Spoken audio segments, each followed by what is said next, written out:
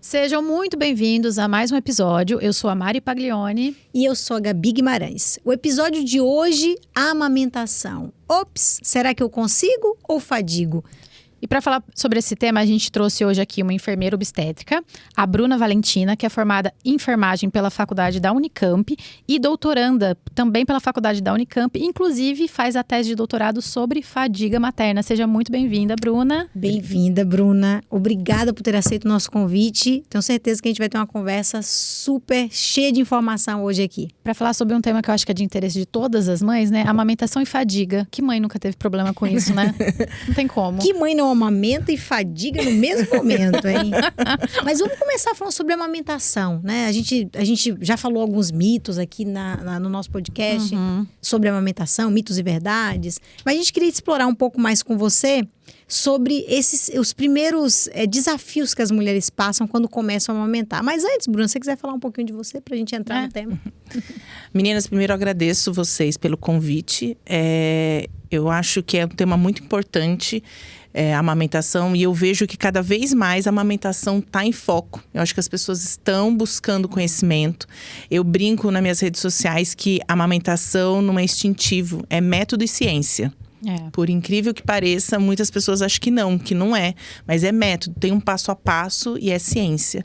E hoje, trabalhando mais de 12 anos com isso, né? Eu tenho uma trajetória de 12 anos trabalhando com amamentação e fazendo doutorado nessa área de fadiga e como isso interfere. Cada vez mais eu estou descobrindo que a amamentação, infelizmente, acaba entrando nisso. Então, é um tema muito importante que as mulheres não têm noção de quanto isso impacta a vida delas e principalmente o puerpério. Eu acho que o que acontece, quando a mulher engravida ou ela está ali pensando ainda em engravidar, eu concordo com você, a amamentação parece que vai ser algo natural. É normal. O bebê nasceu. Vai vir o leite. O peito vai começar a produzir leite. Você coloca o bebê ali, ele vai começar a mamar. É tudo, a natureza foi feita dessa forma. E não é. Tem técnicas, você precisa de muito conhecimento, você precisa aprender como fazer. Então, eu acho que você deve passar por isso, né? As suas pacientes, quando elas chegam até você, o que você mais observa aí? Quais são as principais dúvidas ou desafios que essas mulheres trazem? Isso é muito importante colocar isso, Gabi, porque a gente vê outros mamíferos, né? Outros, como se fosse, nasceu o chega animalzinho, lá, mamou bonitinho, você não precisa fazer nada. O ser humano é muito complexo. E o ser humano não vai ter essas mesmas facilidades. O ser humano precisa de ajuda. E eu acho que o primeiro mito e o maior é justamente isso. É o instintivo. É achar que nasceu uma mãe. E nasceu o ato amamentar. E não é assim. Porque existe uma peça muito importante, o bebê. Então, o bebê não sabe mamar. Ele não sabe abrir a boquinha, muitas vezes. Ele não sabe como tem que fazer a gente brinca da pega perfeita, né? Que é a boquinha de peixinho. Que isso, depois a gente pode falar que é um mito muito… Que também acontece que não é só a boca que é importante durante a amamentação.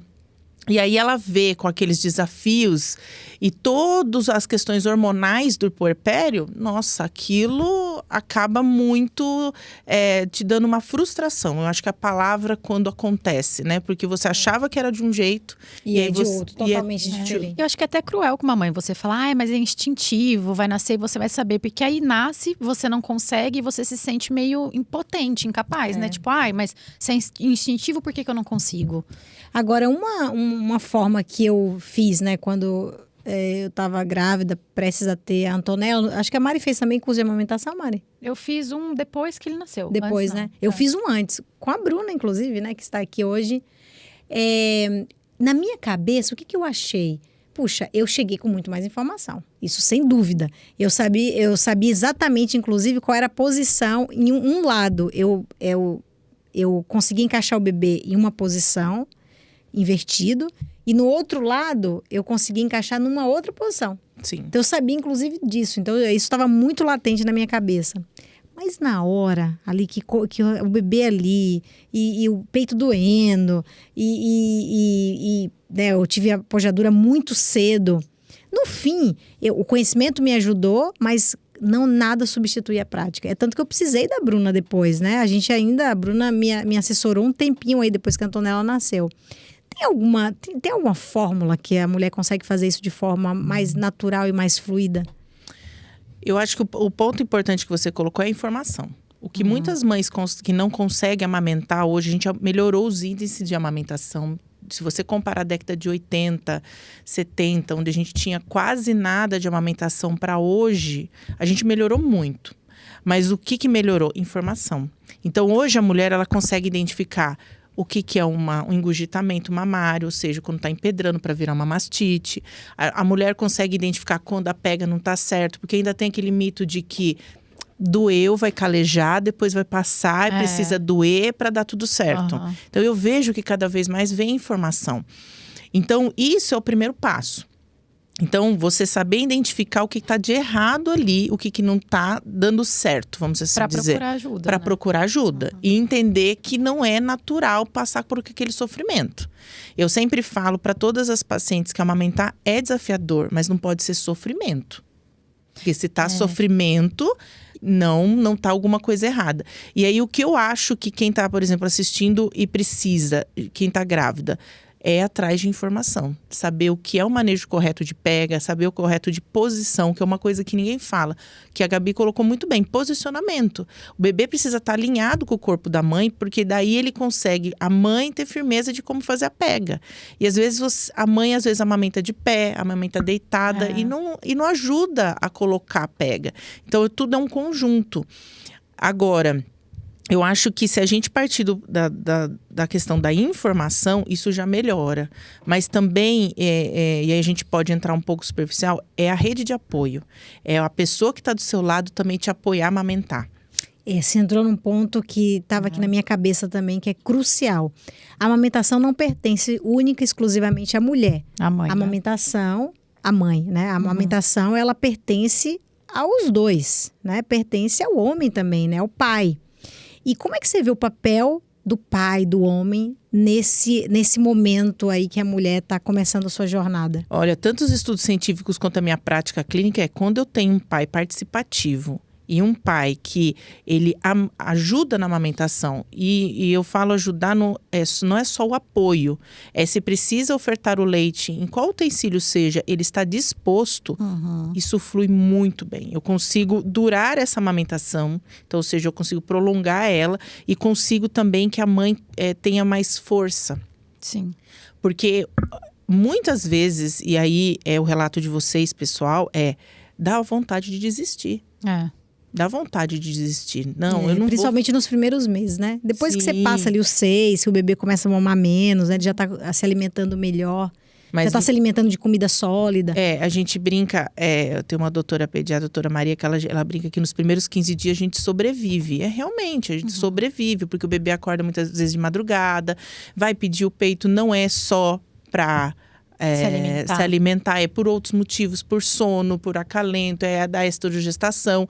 E aí e você já não está conseguindo fazer a pega e tem alguém que ainda fala para você, para com isso, não amamenta, e é o seu sonho, aí você para de amamentar. Não tem como, se não tem um apoio, você não vai conseguir. Agora, quando tem uma pessoa que te apoia, não é assim, vamos atrás de ajuda, vamos procurar banco de leite, vamos procurar profissionais que trabalham com isso flui. Agora, Bruna, na sua experiência, eu percebo que tem mulheres que foi bem desafiador a amamentação. Muitas até desistiram muito cedo na jornada, porque a experiência não foi bacana. Agora, tem mulheres que um negócio assim, amaram amamentar. Foi a melhor parte da maternidade. Então, tem dois grupos aí bem distintos, né? Na sua experiência, o que pode levar essa mulher a esse grupo que as mais amam e aquele grupo questões fisiológicas, hormonais, deve ter, né?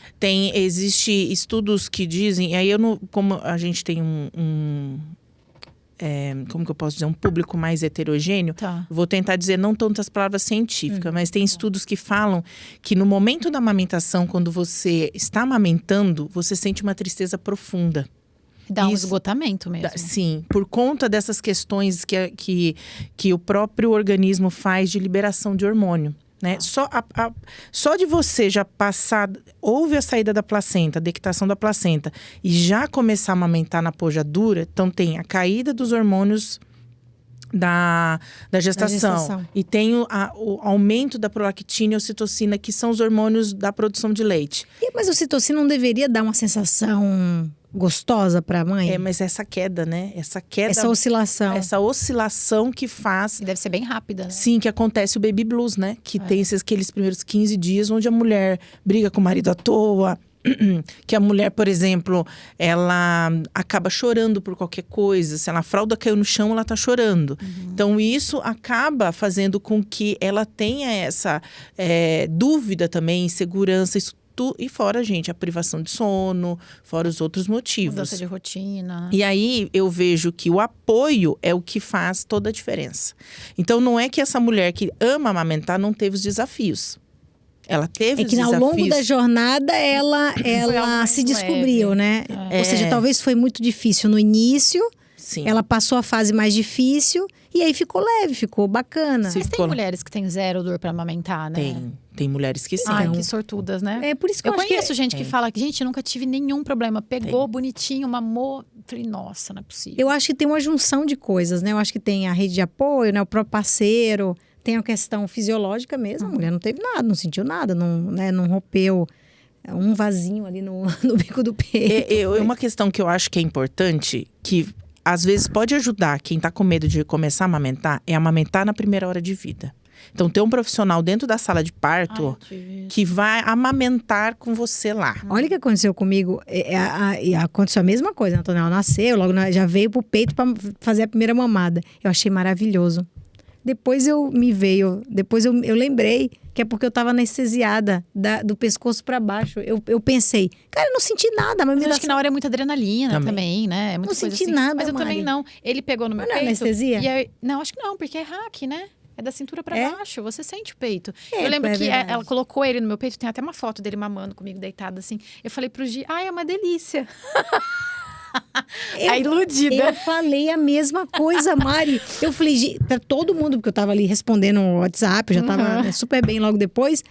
E eu falei, gente, é muito tranquilo, Antonella. Eu nem sinto, parece uma formiguinha. Mas eu não tive dor nos primeiros dias. Eu amamentei no hospital, achei de boa. Tive a pojadura já no primeiro dia, no assim. No hospital eu tive que fazer laser. Aí, tipo, não, o peito doeu, ficou inchado e tal. Mas a mamada em si não doía. E tanto é que ele tinha a língua presa, bem presa. E aí ela colocou e ele pegava certinho no meu peito, saía leite. Ela até me falou, a linguinha dele é bem presa. Só que ele nasceu baixo peso. Ela falou, não sei se vale a pena dar um pique agora, porque teria que anestesiar, que era muito preso. Teria que fazer uma anestesia, ele é baixo peso, não é recomendado. E ele tá pegando bonitinho, tá saindo seu leite, ele tá mamando bonitinho, então vamos esperar. Quando ele ficar mais velho, a gente faz o piquezinho. Mas pra quê? Deu, tipo assim, uma semana, eu não aguentava de dor no peito. Não aguentava, mas assim, os primeiros dias… Mas você teve… Rachou? Rachou. Eu tinha muito mais dor num peito do que no outro. Que eu acho que tem isso também, né? Da pega, ser diferente. Os dois pra mim foram iguais. Mas eu não tive… dois, mas um era muito Eu não pior, tive rachadura, porque eu fazia o laser preventivo com a Bruna, inclusive. Mas eu sentia como se fosse assado, assim. Sabe? Eu não conseguia tomar banho. Eu tomava banho com a mão em cima do peito, porque a água do chuveiro batendo doía. Eu não conseguia secar com toalha. É uma coisa louca, né? Você Gente, pensa os primeiros 15 dias foi o que você falou. Você não consegue secar. É sobrevivência. E é um interessante assim, por que vocês me falaram assim, Bruna, por que eu não tive dor nesse primeiro? Porque o bebê nasce na adrenalina. Eu acho que é aquela… Então ele tá ativo e ele consegue pegar muito melhor. Então ele também, né? Porque é uma coisa que acontece muito pela minha vivência, vocês se culpam muito por não poder amamentar.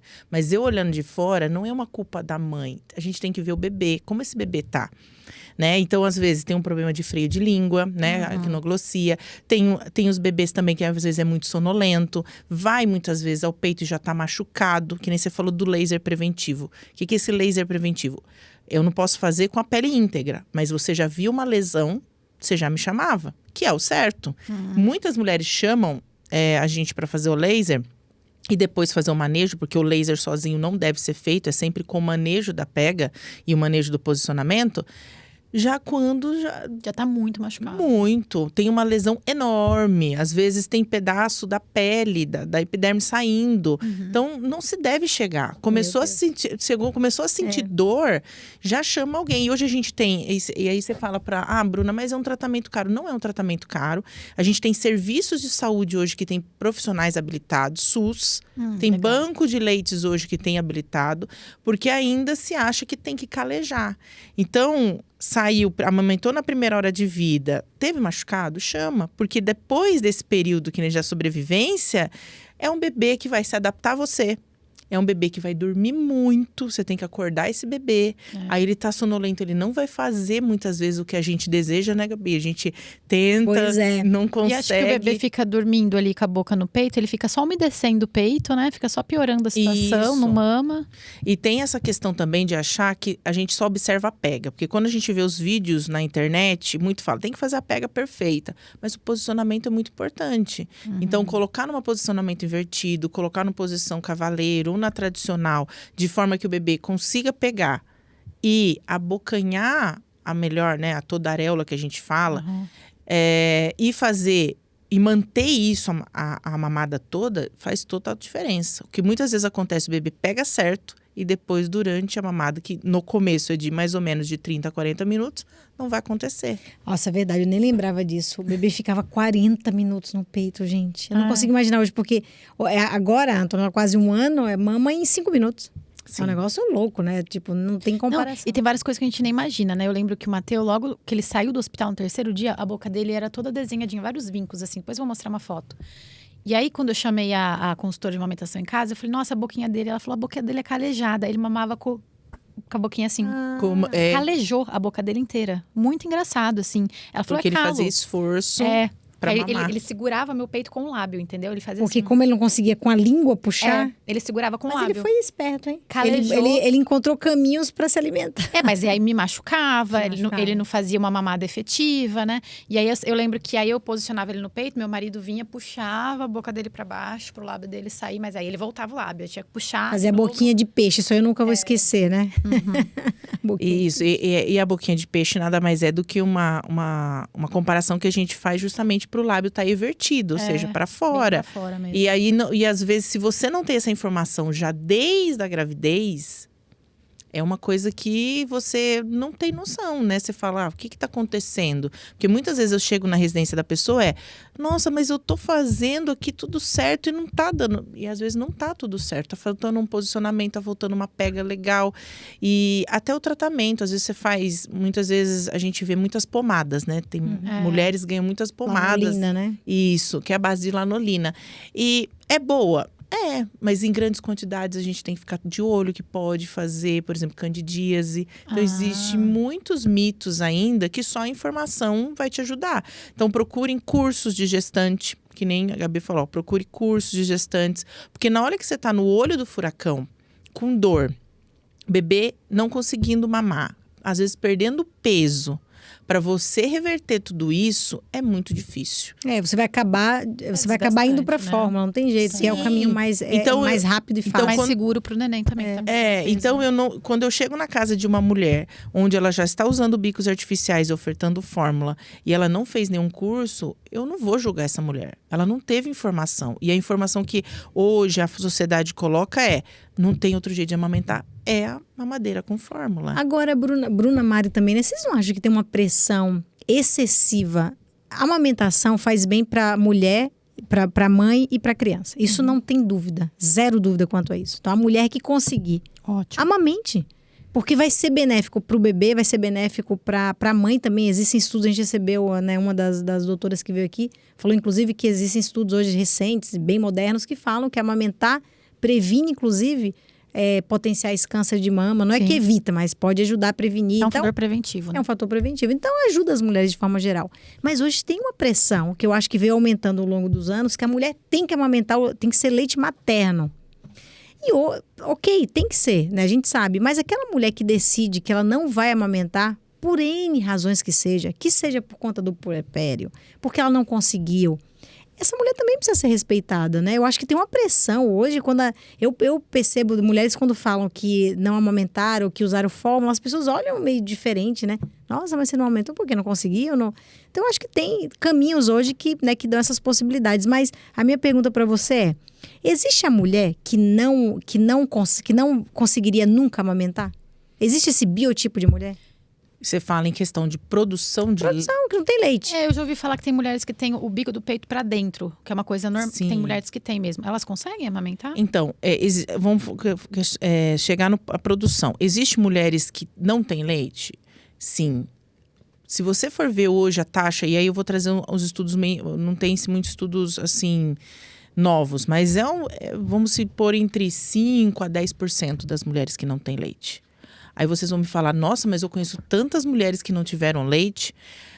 O que acontece hoje? Na produção de leite, quais são os tipos de mulheres que não podem ter leite, assim, que vão ter dificuldade? Aquelas que tiveram cirurgias de redução de mama. Então, por quê? Porque retiraram o tecido mamário durante a cirurgia, né? Às vezes o cirurgião fala, mas eu tentei não só mexer, eu só ergui, tirei um pouco de gordura, mas não tem como garantir, né? Mas existem mulheres que fizeram também e tiveram produção de leite, né? Isso já, como diz, é tema para outro podcast.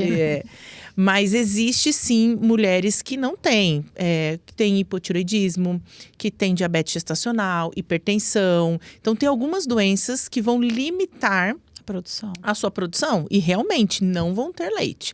O restante das mulheres que não têm leite, e são bastante, que eu trabalho muito com isso, são mulheres que infelizmente, por falta de informação, induziram a baixa produção de leite.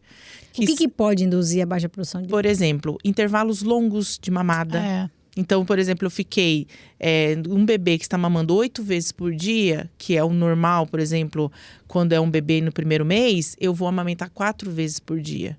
Então, conforme eu diminuo o estímulo, eu diminuo essa produção de leite. E como que mas ele vai passar fome. Às vezes eu vou ofertar o quê? Mamadeira. Então, se eu dou mamadeira e não dou peito, isso diminui o estímulo. Então, o ideal seria ou você ofertar mamadeira e ordenhar com uma bombinha, ou fazer os dois, dar o peito e a mamadeira. Sim. Ou em amamentação mista que chama. Sim, na amamentação mista, mas eu não esquecendo de estimular. Outra coisa que também pode, a chupeta. Então, eu sempre falo, eu acho que a decisão de usar bicos artificiais é da família. Eu, como profissional de saúde, eu sempre oriento quais são os riscos. Mas eu não posso julgar essa mulher porque ela está usando. Então, a chupeta, às vezes, ela pode camuflar uma fome. Então, o bebê tá chorando. Por quê? Porque no começo, a mãe não sabe diferenciar um choro de fome, um choro de sono, um choro de acalento. Então, para ela, todos os choros são iguais. E aí, o bebê tá chorando e às vezes ele não mamou o suficiente. Ele não ficou saciado. E aí, nossa, mas ficou 1 hora no peito e ainda tá querendo, eu vou lá e dou uma chupeta. Isso em decorrência do quê? Cansaço, em decorrência de que tá esgotado, não conseguiu nem ir no banheiro. Então, ela não julgo, então ela vai dar a chupeta. E aí, o que acontece? O bebê tava com fome. Quando ela vai no pediatra, o bebê não ganhou o peso que deveria. Então, a gente mascara uma fome e a gente também faz o quê? A gente acaba fazendo com que a produção de leite caia, porque eu não tenho estímulo. Mas ela pode recuperar essa produção voltando a estimular. Mas tirando essas 5% de mulheres que você falou aí que ela não vai conseguir amamentar, a grande parte das mulheres conseguiriam usando técnicas adequadas. Sim. E aí, o que acontece? Se a mulher, ela tem um estímulo adequado e o esvaziamento do peito adequado, porque a gente também precisa esvaziar esse peito.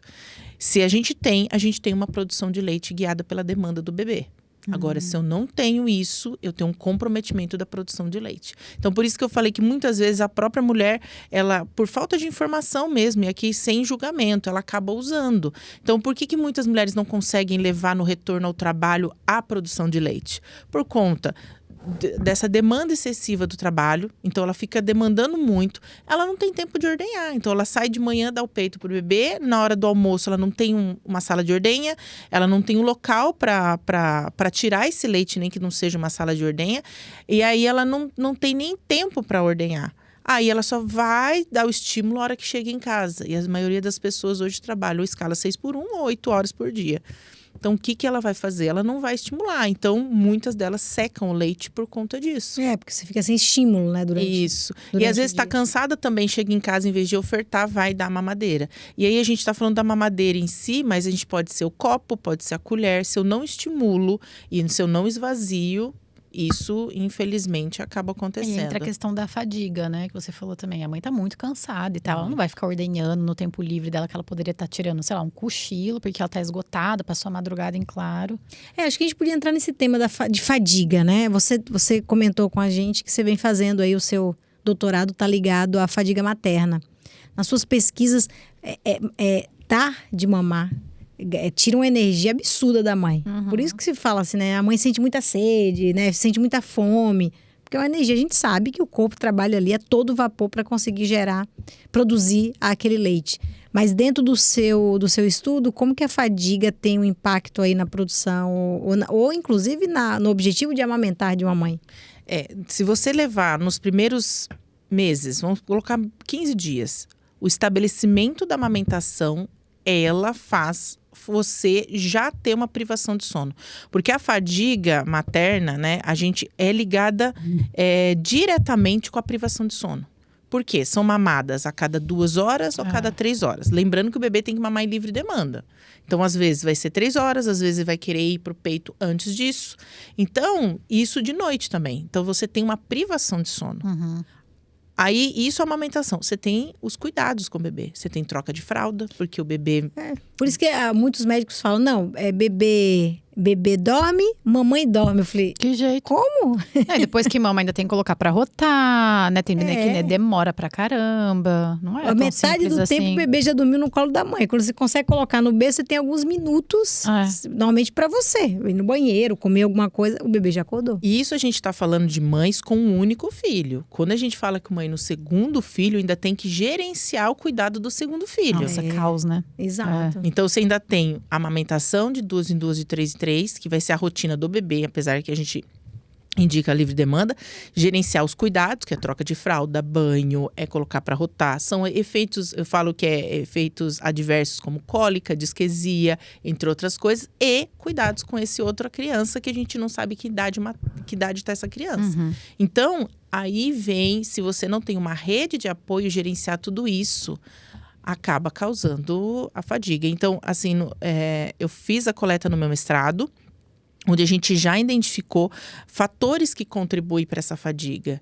E a privação de sono foi a grande contribuição, que ela está linkada com todos esses fatores. E agora, no doutorado, eu estou vendo até onde vai essa fadiga, esse puerpério. Porque se você for ver hoje, a literatura não traz o puerpério até quando. Porque você pega uma criança que tem 5 anos e ainda não dorme a noite inteira, a mãe ainda tá fadigada, né? Sim. 5 anos sem dormir. Então, a gente está avaliando agora essa questão da fadiga a longo prazo. Até que ponto eu tenho essa fadiga? Até quando todos os fatores do puerpério podem interferir nesse cansaço materno? Também a gente está tentando fazer distância. O que é cansaço? O que chega a ser a fadiga? Porque são termos diferentes. Então, isso está me trazendo, assim, uma vivência que eu não tinha, é um olhar mais empático para essa mulher. Eu acho que a privação de sono é o maior desafio que uma mulher passa durante, vamos falar, os primeiros 2 anos de uma pós-gestação, né? Obviamente tem crianças e crianças. Eu escuto também mães falando, não, meu bebê, a partir dos 3 meses, dorme a noite toda. E tem mães que falam, não, meu bebê começou a dormir depois de 2 anos, a noite toda. Então, a privação de sono, esse estado de alerta, né? A mulher sempre tá, né? A gente não dorme da mesma forma, né? É bem diferente. E eu acho que assim, a privação de sono não é nem tanto falar dos efeitos agudos. Tipo, essa noite eu passei em claro. É quando você pega o crônico mesmo, sabe? Tipo assim, há 1 ano eu não sei o que é dormir uma noite inteira. Eu acho que começa a mexer com tudo, né? O hormônio, o cortisol, o estresse, a alimentação, muda tudo, né? E aí, Mari, como que você fala para uma mãe amamentar corretamente, ela esgotada de madrugada? É verdade. Ela não vai conseguir posicionar adequadamente, ela não vai conseguir fazer a pega adequadamente. Então, se eu como profissional chego na casa dela e falo, olha, você está fazendo tudo errado, não tem como, né? Ela já vem esgotada, eu tenho que acolher essa mulher, entender o que ela está passando dentro do ambiente e tentar falar para ela assim, olha, vai ser desafiador, mas passa. Tenta fazer assim, tenta dormir quando o bebê dorme, quando a gente consegue. Fazer esquema do marido ficar, se é mais noturno, ele ficar de dia, ou e você à noite. Fazer um esquema que os dois não fiquem um zumbi. porque é isso que acontece nos primeiros 15 dias. E aí, o que impacta na mulher? Produção de leite. Produz menos. Nossa, é por isso que eu imagino, quando eu a acho que o gente estresse, dormia e acordava e o peito tava cheio de leite. Você tá descansada, né? Você dormiu bem. Porque aí tem aquela questão, cansada, você não amamenta corretamente, aí você não tem o estímulo. Cansada, você também não se alimenta corretamente, porque em vez de comer muitas vezes, você acaba, eu vou escolher entre comer e beber água, eu vou dormir. Você não é regrada. Então, tudo isso vai impactando. E o hormônio da ocitocina, que é responsável pela descida do leite, ele é impactado pelo estresse, porque você vai começar a liberar hormônios de estresse. E aí você tem uma mulher que vai caindo a produção de leite. E isso é muito interessante, porque muitas mulheres, e aí vocês podem até concordar comigo, que acha que a produção de leite seca da noite para o dia. E não é, ela vai secando gradativamente, que é quando vai diminuindo, vai né? diminuindo a velocidade da produção. Então, muitas mães começam a ter esse tipo de comportamento no primeiro mês, mas só vão se dar conta com 2 meses de vida do bebê. Ô, Bruna, tem muitas mulheres que determinaram amamentar até 2 anos, né? Também é algo muito pessoal, né? É uma decisão da família. Mas essa produção, ela se mantém linear? É igual? Sim, porque ela vai decorrer, a partir de 20 dias que a mulher está no pós-parto, a produção de leite ela vai mudar. Então, no começo, a gente tem aquela pojadura, que a gente fala que o peito está bem cheio, que vaza. Depois de 20 dias, a produção de leite vai ser guiada pela demanda do bebê. Então, se ele mamar 3 vezes por dia de forma eficiente, eu vou produzir aquelas 3 vezes para ele. Mas eu percebo que, por exemplo, hoje eu ordenho 2 vezes por dia.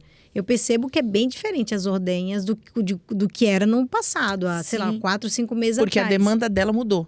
Então, a demanda dela mudou. Hoje, ela não precisa da mesma forma daquele... Ela já come, né? Ela já come, então... Mas o corpo regula. O corpo regula. Ele regula de acordo com isso. Então, como que a gente faz? A gente trabalha também com desmame. Como que faz o desmame? O desmame gradativo é a retirada desse leite gradativo. E, geralmente, eu indico para as mães a partir de 2 anos. Para fazer, né, gradativo. E aí, a gente vai retirando devagarzinho. Para a produção da mãe também diminuir e também para esse bebê ir acostumando. Porque uma coisa que é importante a gente colocar, o ato de amamentar no peito tem a ver com vínculo. E tirar de vez desse bebê também pode impactar nessa família. Imagina, é uma ruptura muito grande pro bebê. E aí a gente fala daqueles mitos de colocar esparadrapo no bico, passar pimenta. Mas quem já tá na mamadeira, como eu, acho que a Mari também fez dessa forma, é mais fácil, né? Então, assim, se eu decidir agora parar com 1 ano, eu posso fazer algo mais abrupto, na verdade, talvez. Eu acho que eu parei muito tranquila, porque ele pegava muito bem a mamadeira. Eu tinha meu leite congelado, eu descongelava, colocava na mamadeira e dava, e ele pegava assim... perfeitinho. Então eu falei, beleza, ele pega bem da mamadeira. Eu tinha mais medo dele não gostar da fórmula. Sá que aí eu dei uma vez, ele gostou. Falei, então Você foi mais tranquila. Você fez uma amamentação mista? Não, eu fui até os 8 meses só no peito. E aí eu dava a mamadeira com o meu leite, quando eu precisava sair e tal, coisas assim, esporádicas. E aí quando ele fez 8 meses, aí eu falei, tirei o peito. Aí eu não dava mais peito, aí eu só dava mamadeira. A maioria do dia eu dava com o meu leite congelado, só que aí 1, 2 vezes no dia eu dava fórmula pra ele se habituar, porque o gosto é diferente, A partir do 8 meses, você começou a fazer amamentação mista pra ele se acostumar com a fórmula. Mas aí eu tirei completamente o peito de uma vez, assim. Eu falei, agora eu não amamento mais, e não dei mais. E a fórmula ele se adaptou bem também? Nossa, pegou de boa, assim. Eu acho que talvez entrar e saindo... Depois dos 2 anos, o bebê ainda... alguns bebês ainda mamam, Sim, né? Tem mães que ainda deixam o bebê... Até 3 anos. Tem mães que deixam até mais. Mas a grande maioria, entre 2, 2,5, eles acabam procurando para fazer o desmame. Mas o que eu vejo, eu brinquei com uma paciente minha, que às vezes a gente tem que desmamar a mãe do que o bebê. Eu imagino. É mais a mãe que a gente tem que desmamar. É verdade. Eu decidi há muito tempo, a Mari sabe disso, que eu ia amamentar até 1 ano. Tá chegando 1 ano, eu tô... Será, gente? Será que não vou mais? 1 ano e 2. Agora eu falei que vou até dezembro. Porque é a questão do vínculo, né? Então, quando também vem... Eu nem dou mais no peito. Não, mas é o vínculo de... que tá gerando leite pra ela. Sim, de produzir o leite pra ela. É verdade. E isso é um luto que muitas mulheres passam. Então, quando ela para de dar o peito ou de ofertar o leite, é um luto para essa mulher. Tem mulheres que ainda dão uma baqueada quando elas... Mas posso falar, eu tenho certeza que daqui a alguns anos ou meses eu vou olhar para trás e falar assim, nossa, minha filha, você podia ter parado com um ano, não ia fazer diferença. Eu acho que essa questão emocional ainda pega muito, assim, ainda não... Pega. Mas sabe o que eu acho? Eu acho que hoje em dia também, com rede social e tudo mais, tem muito essa coisa de cartilha da maternidade, né? De como deve ser. Tem que amamentar, tem que ir até 2 anos. Eu acho que tem um julgamento muito grande por parte de algumas mães, tipo, ai, mas nossa, você tirou com 8 meses, tão novinho, tadinho. E aí faz você se sentir meio que um monstro, né? Tipo, eu poderia ter continuado, por que eu não continuei? Mas é uma coisa que, sinceramente, eu acho que pra ele vai fazer zero diferença, assim, pensando em construção de vínculo, né? Sim. Porque eu acho que você constrói vínculo com seu filho de inúmeras maneiras e não é pela amamentação. Tanto é que, gente, eu não mamei na minha mãe, eu acho que eu mamei 2 meses, ela falou, e assim, eu tenho um excelente vínculo com ela, foi construído de outras maneiras. Eu acho que a gente se apega a coisas, assim, muito pequenas. Eu acho que, assim, voltando como profissional, existe esse julgamento muito forte com mães que não amamentam. Uhum. Mas, por quê? Porque existe. Não, porque você tem que amamentar, porque você tem que fazer isso, fazer e acontecer. Né? E eu já tive relatos nas minhas redes sociais de que, nossa, vocês só falam de aleitamento materno e para as mães que mamam fórmula, né? Que o bebê dá oferta fórmula. Por que vocês não abordam? Primeira questão é porque a indústria alimentícia já faz isso muito bem. Então, existe as blogueiras que muitas vezes elas tentam amamentar e a gente vê por aí, daqui a pouco elas não conseguem e já estão fazendo propaganda de uma marca específica. Mas não é só isso. A mãe que não conseguiu amamentar, que está na fórmula, provavelmente ela queria estar amamentando. Tem algumas que foram escolhas. Olha, eu não quis mesmo, e ok. Mas e aí é uma ferida que muitas delas têm. Então, quando a gente não aborda tanto, eu entendo que elas queriam ser acolhidas. E isso não acontece. E eu sempre deixo claro, você não vai ser menos mãe se você não conseguir. Faça o que você consegue, o tanto que você consegue. Se eu conseguir amamentar 3 meses, 3 meses bem amamentados. Eu consegui 4 meses, 4 meses. Você não vai ser menos mãe, você não vai diminuir o seu vínculo. Mas né? tente alguma coisa, né? Tente alguma mas coisa. Mas eu acho que tem comentários um pouco cruéis, às vezes, no sentido de tipo, mas é assim mesmo, dói no começo, depois passa. Pra uma mãe que não tá aguentando. Existe a comparação também, né? Porque existe aquelas, às vezes, você tá ofertando, fazendo isso, ajudando, aí elas falam assim, olha, fulana veio aqui e falou assim, nossa, porque eu consegui. Então, existe essa rivalidade feminina que ainda existe e que isso machuca outra mãe. Então, e tem muitas mães também que falam, nossa, mas ninguém me contou como seria, ninguém ligou para saber se eu precisava de ajuda. Então, a maternidade também é um pouco só. Na questão de dividir, ela é muito solitária esses. A não ser que você tenha uma intimidade muito grande com outras pessoas, mas ela é só. Você não consegue ligar para sua amiga, porque uma, você não tem tempo, e segundo, fala, nossa, como tá difícil, eu não tô conseguindo fazer uma pega. É assim com você também? São poucas pessoas que têm. Por quê?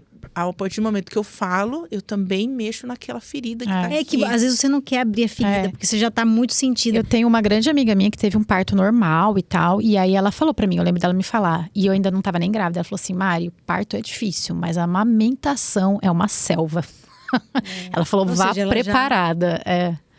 Eu fiz uma coisa que eu até recomendo para as mulheres que estão nos escutando, que tá grávida ainda, ou tá talvez aí nos primeiros estágios da vida do bebê. A gente fez, nós éramos 3 mulheres que estavam grávidas no mesmo momento. Trabalham comigo, as 2, né? E a gente fez um grupo com nós 3. E ali a gente ia dividir falando. Experiências. Eu lembro que a Luana foi a primeira que teve, então ela já fez o relato de parto dela no nosso grupo de WhatsApp. Depois veio a Lígia. E depois eu fui a última, então não precisei fazer muito relato de parto, porque elas já tinham passado. Mas foi muito legal que a gente colocava... Gente, o primeiro mês a gente se falava quase todos os dias. Cara, tá difícil a pega, tá difícil a amamentação, tá difícil...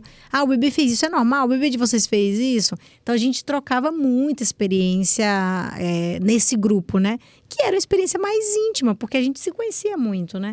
Então eu acho que vale a pena. Tudo bem que é difícil você casar os momentos, né? 3 pessoas que se conhecem grávidas no mesmo momento, gente, a diferença era de 15 dias pra Luana, 3 dias pra Lígia, a Antonella tem. Então era muito próximo. É raro acontecer isso, mas se for possível, faça. Eu não entraria num grupo de WhatsApp com um monte de mulher que eu nem conheço quem Sim, são. tem que ter intimidade. Porque às vezes excesso de informação você fica É meio ruim perdida também. né? Exato. É. Eu acho que você tem um grupo ali que você confia, que é mais a sua rede, beleza. Agora, entrar num grupo como tem, quantas me convidaram, gente? Não, quer fazer parte do nosso grupo? Falei, então eu vou ver. Não entrava, porque excesso de informação também é ruim. E essa questão da solidão é muito forte, que eu recebo no meu Instagram, assim, Bruna, eu parei de amamentar. Posso dar tempo de voltar? A reamamentação. Sim. Então, assim, a reamamentação é real, né? Acontece. É muito. E tem gente... E é possível? E mas tem por que muita você acha? A mulher, ela se arrepende, ela fica mal psicologicamente? Sim, assim? por conta, ó, imagina, fadiga, ela tá cansada. Uhum. Ela teve dor. Muitas delas têm muita dor ao amamentar. Uhum. O que ela vai fazer? Não tem a rede de apoio. Ela vai parar de amamentar. Vai entrar com fórmula e muitas vezes mamadeira. Aí os hormônios se equilibram um pouquinho mais, ela tá mais Bate descansada aquela e culpa. aí ela quer voltar. E aí o que acontece muitas vezes? A produção de leite cai. Porque ele não tá tendo estímulo, esvaziamento cai. E aí bate aquela culpa. Que é o que a gente tava falando. E elas conseguem voltar, Bruno? Sim. Quanto tempo demora pra uma mulher voltar? Depende e é aquele negócio. Não sou contra chá, nem nada disso. Pelo contrário, a Gabi sabe disso. Meio chato. Eu sou a favor. Tome o seu chá. A gente não tem comprovação científica. Eu sempre falei pra ela, não tem comprovação científica de que o chá age para aumentar a produção de leite. Mas uma mulher que não dorme, uma mulher que tá de 3 em 3 ou 2 em 2 amamentando, cansada, precisa se alimentar, tomar um chá e ficar relaxada. O chá pode ser o mecanismo para ajudar ela, para ela ter aquele respiro, se hidratar, ficar mais calma, porque a gente sabe que o chá ajuda. Você já teve um caso de uma mulher que perdeu a amamentação 100% e conseguiu voltar? Sim. E Já. quanto tempo ela volta? Isso vai depender de como ela vai estruturar a rotina, porque daí como que eu consigo voltar? Se esse bebê não pega o peito, eu preciso fazer rotinas de ordenha. Uhum. E aí, naquele esquema lá, 8 vezes por dia. Se eu for um bebê recém-nascido, sim. Aí eu preciso fazer... Se for mais velho, pode ser menos. E aí eu consigo fazer. Mas minha curiosidade é quanto tempo volta? Geralmente ela consegue ter algum resultado a partir de 15 a 20 dias. Ah, demora, não é tão Demora, rápido. não. Por isso que a gente não pode deixar essa produção cair. Ou seja, imagina que ela zerou a produção, não estava mais amamentando. Aí ela volta, então ela tem que ficar 15, 20 dias ordenhando. Sem um volume expressivo. Às vezes vai sair uma gota. Sim. E aí que muitas mães desistem. Falou, não, isso aqui não vai dar certo. Não vai dar certo. Então tem que insistir. Se você quer, de fato, vou retomar o E aí a gente consegue.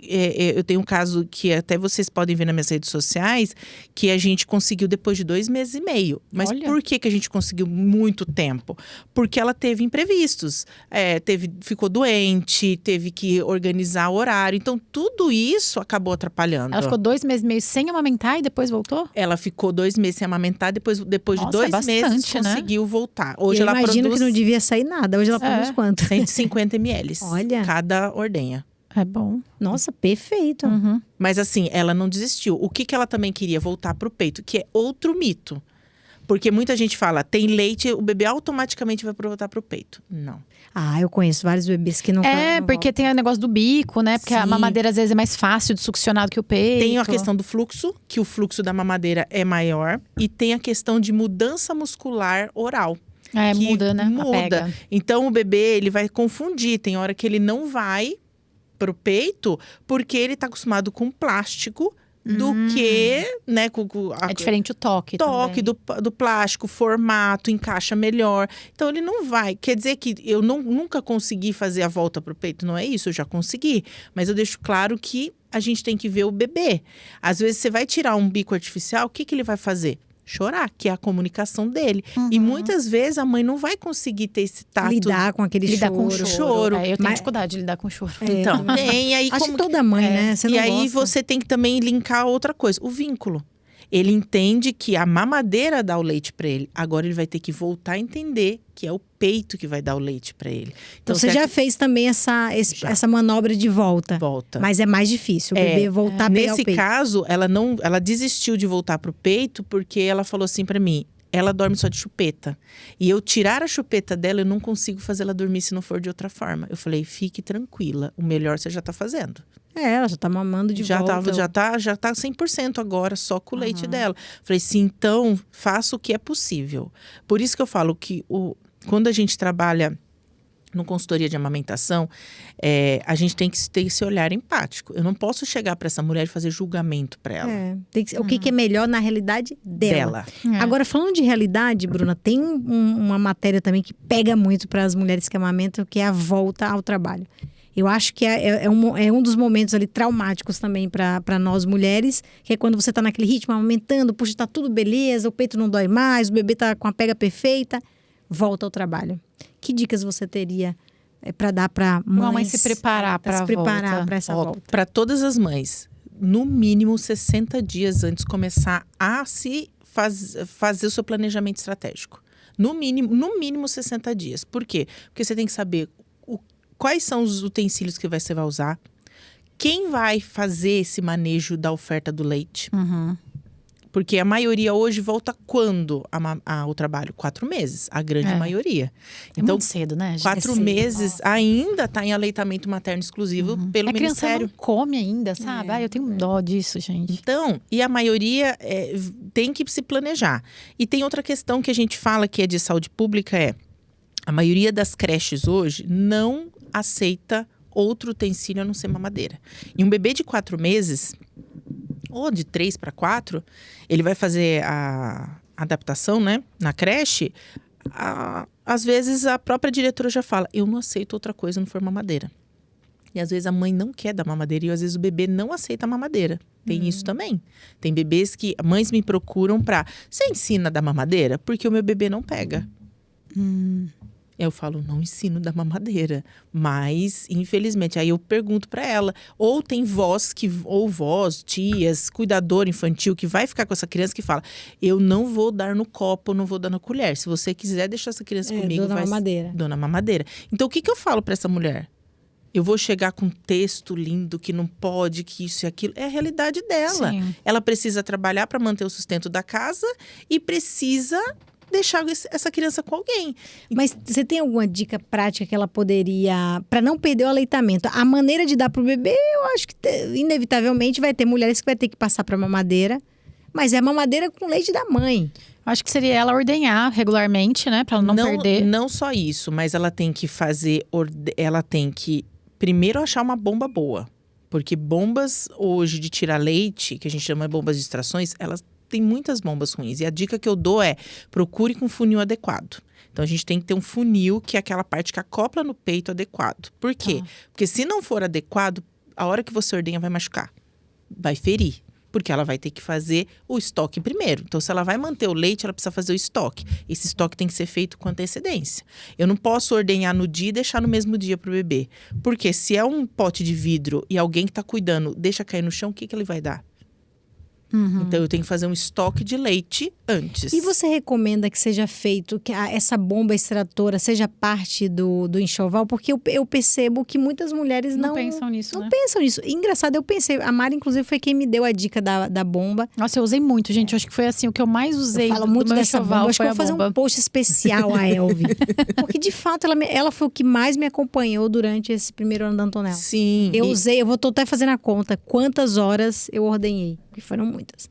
E a bomba tá lá intacta. Mas eu percebo que as mulheres não pensam nisso antes do bebê nascer. Mas agora uma pergunta, é mais uma curiosidade mesmo. Bomba extratora, lógico que existe várias marcas e tal, mas é um valor expressivo, não é um item tão barato. É caro, né? Sim, as boas geralmente são... E hoje em dia tudo bem, tem sites que vendem usado, tem sites que alugam, mas mesmo assim é um valor expressivo. Falando numa mãe que não tem condição e ela quer manter ordenha, ela faz o quê? Ordenha manual? Pode ordenhar manual, mas é bem mais difícil, bem mais difícil. Mas para ela que não tem tempo, ordenha com bomba. E aí, existe algumas bombas mais em conta que você consegue ter uma quantidade. O que ela tem que se preocupar com o funil? Hoje já tem estudos científicos que falam que o funil pode ser determinante na sua produção de leite. Então, o funil adequado... O funil é aquela parte que vai direto em contato com o peito. Que vai com o peito. Porque se ele é grande demais, o bico entra todo e machuca. Se ele é pequeno, não entra e aí você não tem a extração adequada. Então, tudo isso é importante. Essa Elvi, que a gente faz propaganda demais dela, porque realmente a gente gosta muito, ela vem com 3. Sim, você tem 3 grande, tamanhos. médio e pequeno. Então, que aí a mulher vai se adaptar com isso. Pra quê? Porque ela vai fazer, no começo, quando ela tá se preparando para volta ao trabalho, ela vai fazer o quê? Ela vai montar o estoque. E não é só isso, ela pode também fazer com a ordenha, mas ela pode também fazer com o coletor de leite, que é uma das formas de coletar o leite, né? Que é aquele a vácuo que você pode pôr enquanto o bebê tá mamando de um lado. Ela fez o estoque, aí sim ela vai ver como que ela vai ofertar, se é na colher, se é no copo. O bebê de 4 meses já pode usar o copo 360 no leite, né? Eu sempre brinco assim, eu falo, olha, mas eu queria dar mamadeira no leite, dar o leite na mamadeira. Eu falo assim, ó, seu bebê não vai beber água com 6 meses? Vai. Falei, então, só usa um utensílio só. Dá água na mamadeira. Se ele tá em aleitamento materno exclusivo, gente, já dá água e leite na mamadeira. Né? Não na mamadeira, no copo. Em vez da mamadeira. Então, tranquilo. Mas assim, tem a questão cultural também, né? A gente pensa em volta ao trabalho, já pensa automaticamente em mamadeira.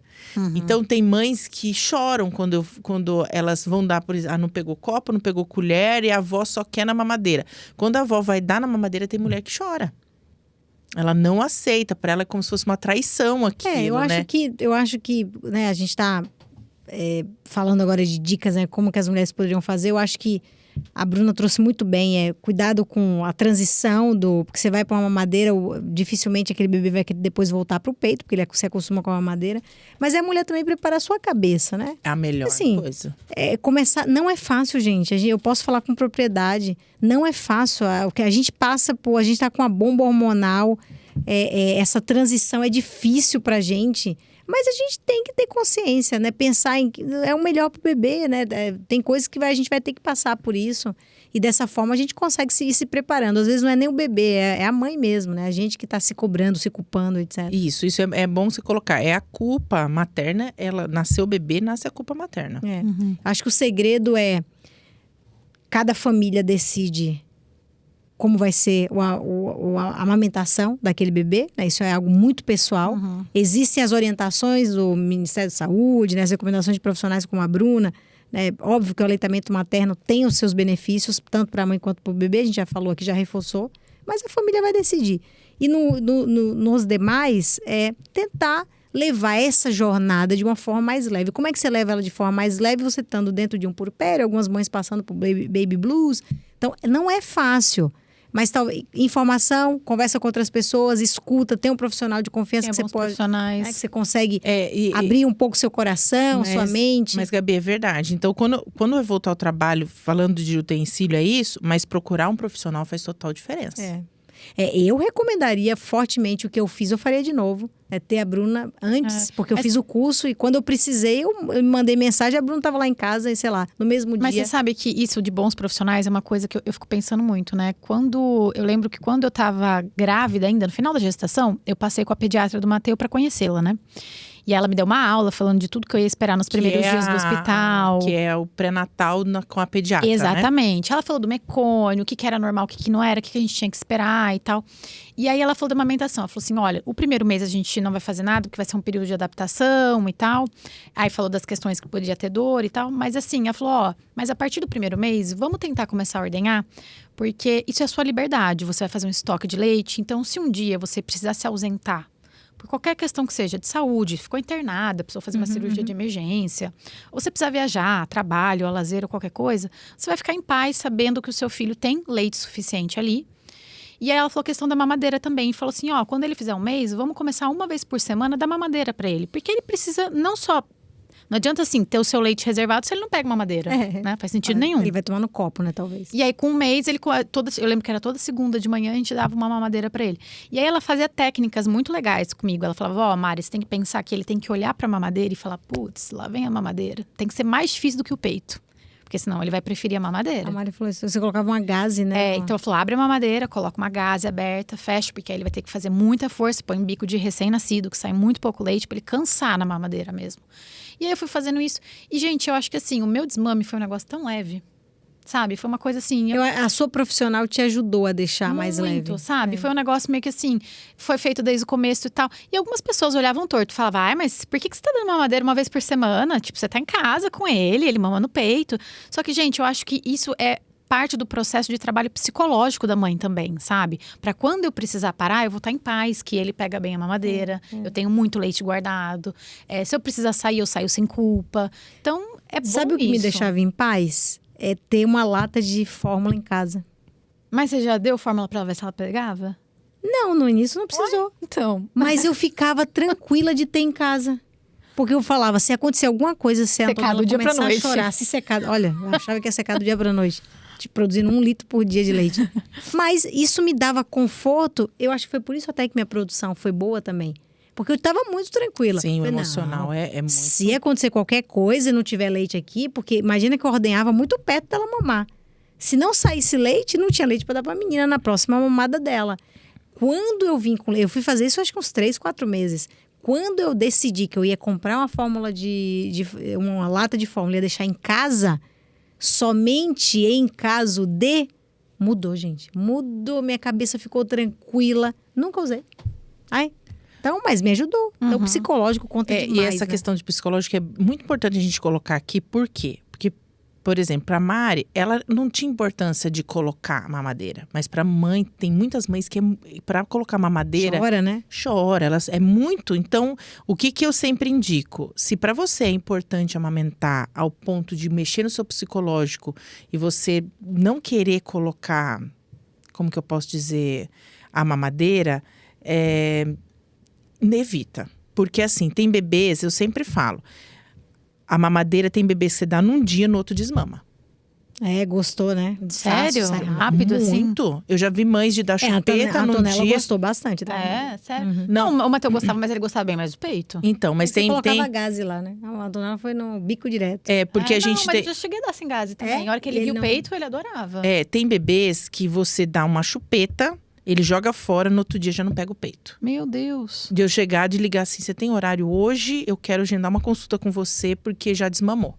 E chega... Mas o que já aconteceu uma vez foi que assim, eu lembro que foi até na minha consulta de pós-parto, que a gente foi pra São Paulo, que minha médica era lá e tal, e aí tipo, um carro da mamadeira, né, porque eu não ia tirar ele da cadeirinha pra amamentar, aí demorou na consulta, aí deu outra mamadeira, eu sei que no final do dia ele tinha mamado tipo umas 3 seguidas, aí a hora que eu fui colocar no peito...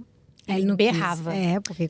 Aí eu lembro que eu entrei em desespero. Eu mandei mensagem pra pediatra, eu falei, ele tá berrando. Ela falou, calma, ele vai ficar com fome, oferta de novo. Tenha paciência, vai de novo. Só que assim, foi aquela primeira vez que ele chorou, depois pegou. Voltou. Mas dá um desespero. Então, isso acontece. Então, eu sempre falo assim, ó. Se para você é importante, você faz muita questão... Porque, assim, é importante para todo mundo, isso que fique claro, não é isso que eu tô falando. Mas para muitas mulheres, isso mexe muito no psicológico. Então, não dê. Porque pro seu filho pode acontecer isso, de não voltar por peito. Tem bebês que você vai, e aí às vezes é um pouco de problema. Porque tem bebês que você dá a mamadeira, não acontece nada, volta pro peito. Só que chega com 2, 3 meses, não quer saber mais. Porque vai mudando a estrutura. E aí tem mulheres que entram em depressão por conta da amamentação. Chega a ser um fardo. Tem mulheres que me mandam mensagem que a gente está tentando voltar pro peito, que ela fala assim, você é uma ótima profissional, Bruna. Eu acho que ia dar super certo, mas eu não estou conseguindo psicologicamente tentar voltar esse bebê pro peito. Ele está sendo um fardo a amamentação. E chega a ser um fardo, porque é a cobrança da sociedade, porque tem que amamentar. É a cobrança própria porque tem que amamentar. E chega a ser um fardo. O que eu falo para ela, eu estou aqui. O que você decidir, eu te apoio. Eu acho que o grande segredo é informação, informação, informação. E aí, quem que vai te passar essa informação? Bons profissionais. Então, tem alguém do seu lado que você sabe que você pode contar, que você pode mandar um WhatsApp, ligar... E que vai, nesse momento de desespero, atender essa mãe, essa mulher. Porque, no fim, gente, é por isso que a gente vai passar, né? Não tem jeito, toda mãe vai passar por isso. Seja gostar demais, seja não gostar, seja... Puxa, tá muito difícil, né? Você tem alguém ali de confiança. E eu acho que o recado que a gente tem que dar para todo mundo é que a amamentação é desafiador, mas não pode ser sofrimento. E que cada um vai ter sua experiência. E que você tem que procurar sua ajuda. Às vezes vai ser amamentação mista, às vezes vai ser aleitamento materno exclusivo. E cada filho também é diferente. Não é porque você fez no primeiro que o segundo vai dar certo no segundo. Eu acho que a gente precisa ter empatia com a gente mesmo. É um autocuidado que muitas mulheres não têm nesse período puerpério.